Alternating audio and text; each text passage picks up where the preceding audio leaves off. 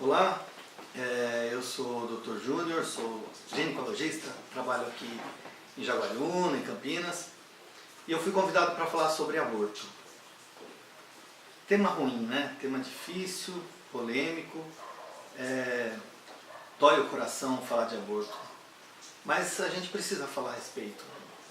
Temas que são colocados na mídia, que são discutidos por aí, a gente precisa falar as verdades, a gente precisa colocar a nossa opinião e expor o que é o que não é. O magistério da Igreja Católica chama o aborto de crime hediondo, porque é isso que ele é mesmo, né?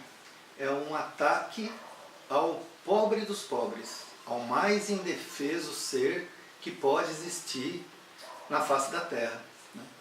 A uma criatura, a uma pessoa que não consegue nem falar ai, que não consegue nem chamar o seu advogado, que não consegue se defender da ponta da agulha. É o pobre dos pobres. E alguém precisa falar a respeito. E nós falamos a respeito. E é por isso que eu queria falar a respeito do aborto.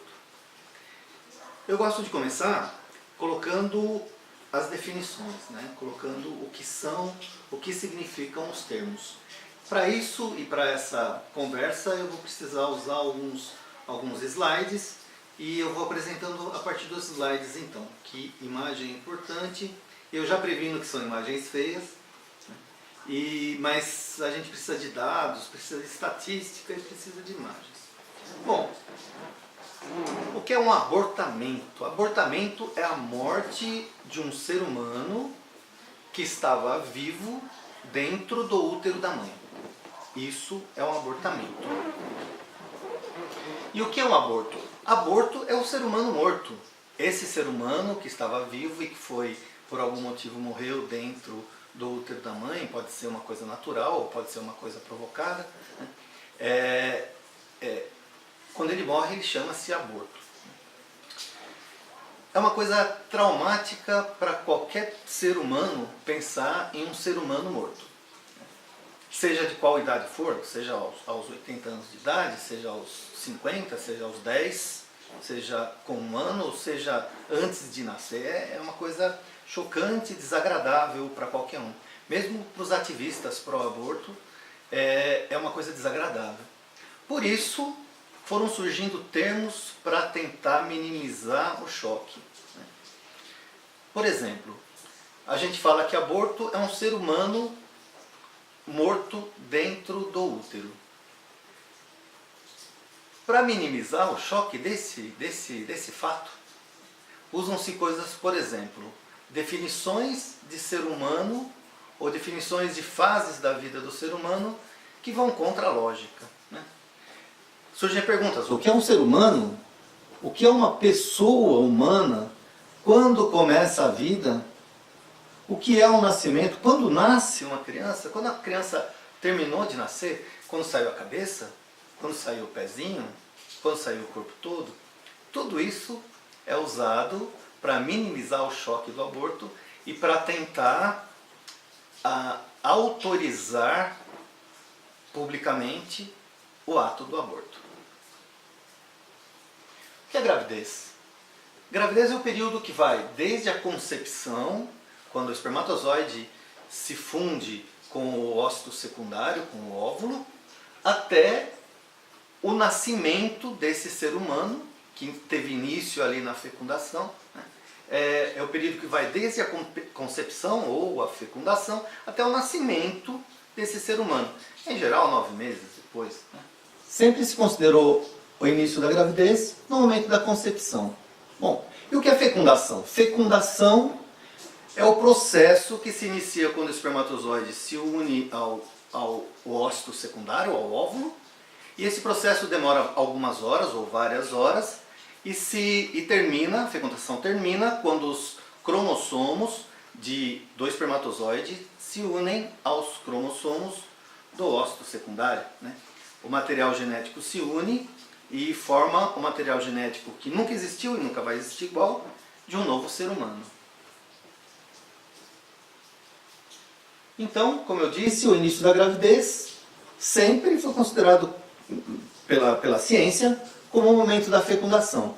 Até em 1972, quando o Colégio Americano de Ginecologia e Obstetrícia mudou o termo, né? Considerou que a gravidez se iniciaria no momento da nidação, quando o embrião, quando aquele nenenzinho que tem 6 dias, 7 dias, ele se une ao endométrio, a uma região do útero onde ele vai ficar preso ou vai ficar aderido durante os outros 9 meses. Né?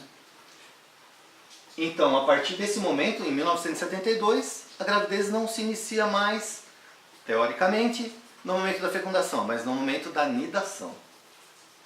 Em 1985, a Federação Internacional de Ginecologia e Obstetrícia, né, não mais só os americanos, mas agora os ginecologistas do mundo inteiro, filiados a essa federação, passaram a considerar o início da gravidez no momento da nidação, não mais no momento da fecundação, indo contra o que toda a ciência sempre disse. E eu não estou usando o argumento de antiguidade da definição, mas estou usando o argumento de que mudaram a definição sem um motivo claro. Mudaram a definição por motivos secundários, na verdade.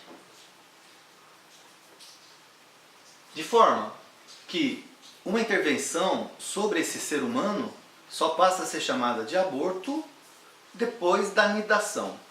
Nos 7 dias entre a fecundação e a nidação, não se considera aborto, porque não se considera um ser humano, porque só é ser humano a partir da nidação. Então, o que se faz com essa pessoa nesses primeiros 7 dias, ela não tem julgamento moral. Pode-se vender, usar para pesquisa científica, jogar no ralo da pia, pode-se fazer o que, porque não é uma pessoa. A partir daquele momento começaram a chamar de ser humano só depois do 7º dia. Isso, com o tempo, foi piorando. Alguns outros cientistas, entre aspas, começaram a dizer que só é um ser humano a partir do 12º dia, quando aparece o primeiro elemento de uma célula do cérebro desse novo ser humano. Antes desse dia, antes do 12º dia, não seria um ser humano.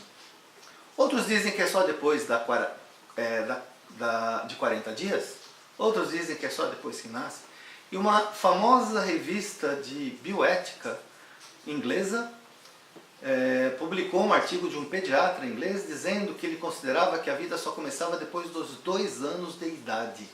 Então, até os 2 anos de idade não é um ser humano. Imagina que o próximo passo seria dizer que se pode fazer qualquer coisa com uma criança até 2 anos de idade. E de onde vêm os argumentos para se legalizar o aborto, né? São basicamente 3 argumentos hoje em dia, né, atualmente, utilizados. Seriam para diminuir a morbidade, mortalidade materna. Outro seria liberar o aborto para diminuir o número de abortos. E depois, liberar o aborto, ou descriminalizar o aborto, para diminuir os gastos públicos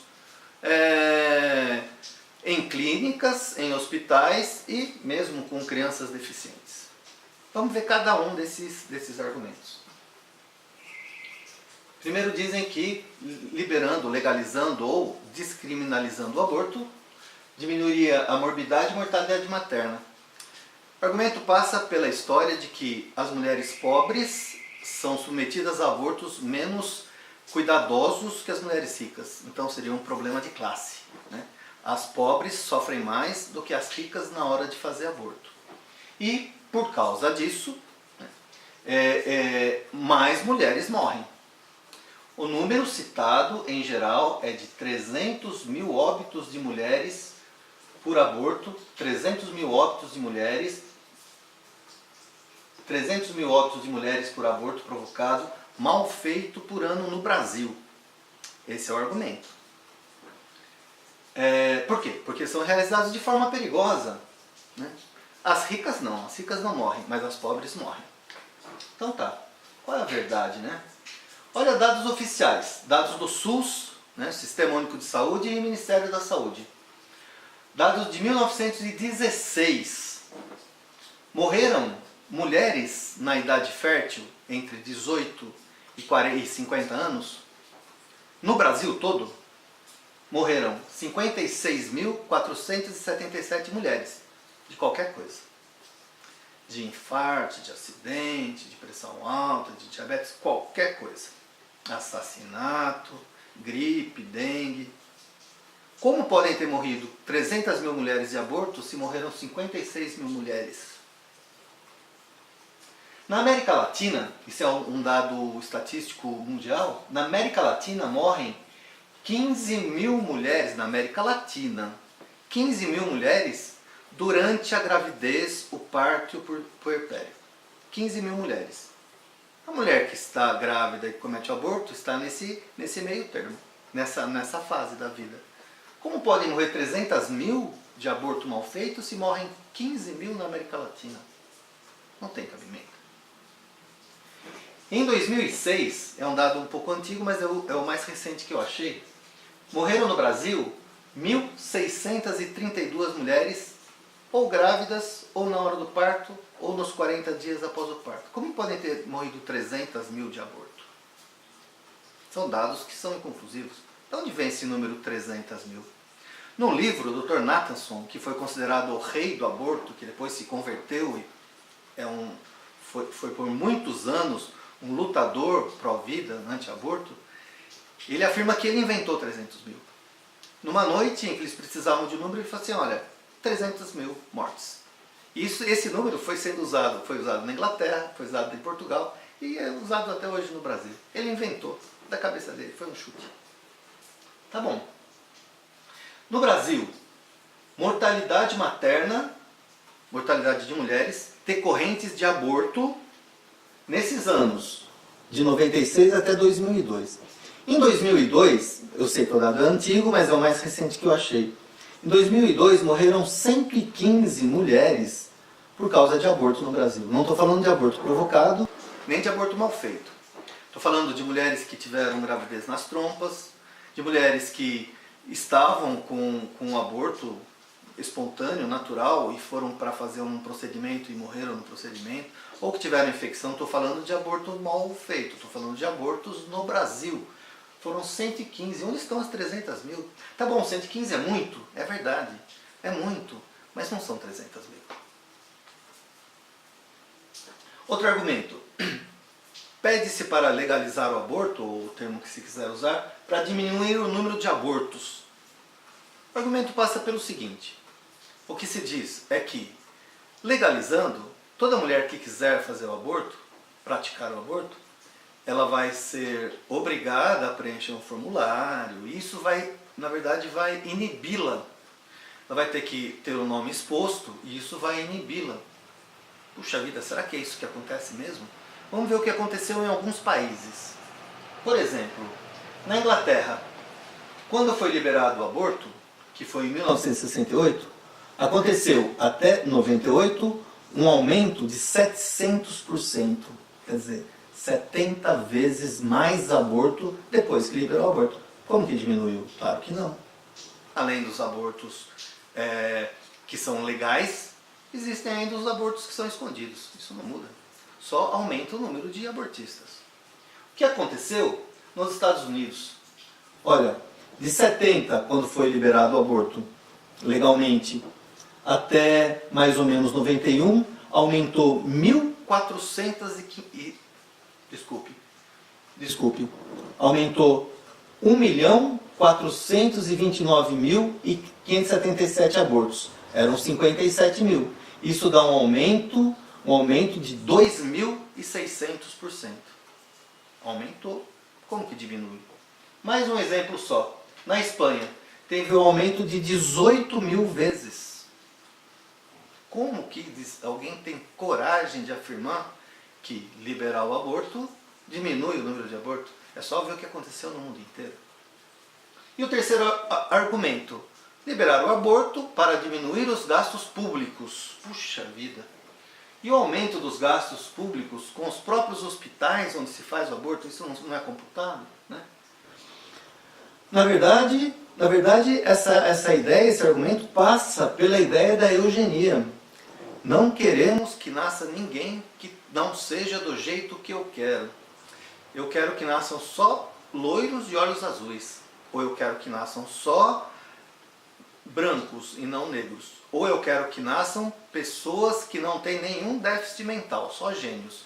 Ou eu não quero que nasçam pessoas com algum defeito físico. Não quero que nasçam pessoas que tenham um problema mental ou que tenham uma síndrome genética. Eu quero que elas morram. A ideia de diminuir os gastos passa pela eugenia. Eugenia pregada desde o início do século XIX, especialmente no século XX, e que teve como grande mestre o nosso amigo Hitler, né? Tá bom. Agora eu preciso mostrar o que é o aborto. O que é o aborto, né? O aborto é um assassinato a sangue frio, machucar pessoas que estão vivas, bem nutridas muitas vezes, né? Por causa de um princípio ou por causa de um conforto que não vai ser mais o adequado para aquela família ou para aquela mãe, para não passar uma vergonha de uma gravidez, ou porque o neném não tem a perfeição dos pais. Bom, mas como é feito o aborto? O jeito mais comum do Brasil do aborto provocado, né, ainda é o aborto químico. O aborto químico é tomar um remédio que provoque o aborto. Silencioso. Em geral, o que se usa é remédio que contrai o útero com muita intensidade. O útero ele é um músculo. O nenê fica crescendo dentro desse músculo, na cavidade, na parte oca interna desse útero, desse músculo. Esse remédio faz com que o músculo contraia e esprema e esmague o nenê, até que consiga expeli-lo. Até que aconteça isso, né? Até que aconteça a expulsão, o nenê é literalmente esmagado, prensado, né? Machucado. Em geral ele morre antes de ser expulso. Esse é o jeito mais comum, mais silencioso, né? Aqui no Brasil. Outra forma muito comum aqui no Brasil é o aborto por curetagem. E em geral é dessa que se fala quando se fala de aborto mal feito, né? Cureta é um instrumento que parece uma colher. Cureta é um instrumento que parece uma colher e tem uma lâmina na ponta. Ele é introduzido pelo colo do útero até dentro do útero. A lâmina raspa o útero por dentro, tirando o que tem lá dentro. Se é um neném que tem lá dentro, vão saindo pedacinhos. É chocante. Vão saindo pedacinhos do neném, né? O neném sai estraçalhado de lá de dentro. Um bracinho, né? Uma perninha, outro bracinho, né? Ele sai estraçalhado. Quando o neném sai, o útero se contrai,